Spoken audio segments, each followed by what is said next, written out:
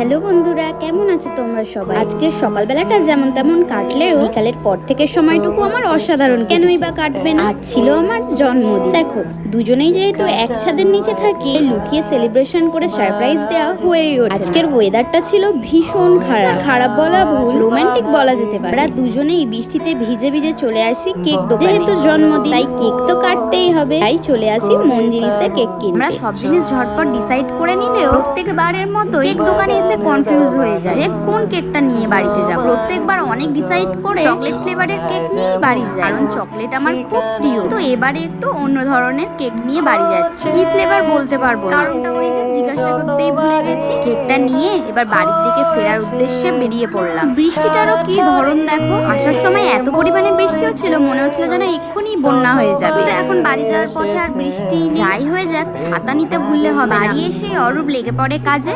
এখন সবাই বেলুন ফোলাচ্ছে। দাঁড়াও, শুধু দুজন দেখলে হবে? এই যে আমাদের চলে এসেছে সব থেকে বড় সদস্য বেলুন ফোলাতেই। দেখো আবার ক্যামেরা দেখে হাই করছে। এখন প্রায় সাজানো অর্ধেকের বেশি হয়ে গেছে। এই বাটে লেখা বেলুন গুলো লাগালেই হয়ে যাবে, কিন্তু এনার বেলুন নিয়ে খেলা এখনো শেষই হয়নি। ওইদিকে যেমন সাজানো শুরু হয়ে গেছে, এইদিকেও তেমন পায়েস করার জন্য বসিয়ে দিয়েছি। হ্যাঁ, পায়েসটা আমি নিজেই করেছি। একটু অবাক হচ্ছে তাই তো, নিজের জন্মদিনে নিজেই পায়েস করছি। এর আসল কারণ হলো আমার হাতের পায়েস অরূপের খুব পছন্দ। এদিকে এসে দেখি পুরো সাজানো কম। পায়েস হয়ে যাওয়ার পর আমার শ্বশুরমশাই লেগে পড়ে মাংস করার উদ্দেশ্যে। আর এদিকে আমাদের বড় সদস্যটি সাজতে গুজতে রেডি হয়ে পড়ে। পুরো কমপ্লিট সাজানো। কেমন হয়েছে বলো তোমরা? আমিও রেডি হয়ে গেছি। আর জানো তো, ভেবেছিলাম যে পুরো ব্লগটা নিজের সাউন্ডে করব, তো ব্যাকগ্রাউন্ডে বিভিন্ন আওয়াজের জন্য আমি আর এই সাউন্ডটা দিইনি। ওসব কথা বাদ দাও, বলো তো আমায় কেমন লাগছে? এই জামাটাই আমাকে অরূপ আমার জন্মদিনে গিফট করেছে। ভেবেছিলাম এই জামাটা পুজোর সময় পরবো, কিন্তু অরূপের জোড়াজুড়িতে এই জামাটা আমাকে জন্মদিনেই পরতে হয়।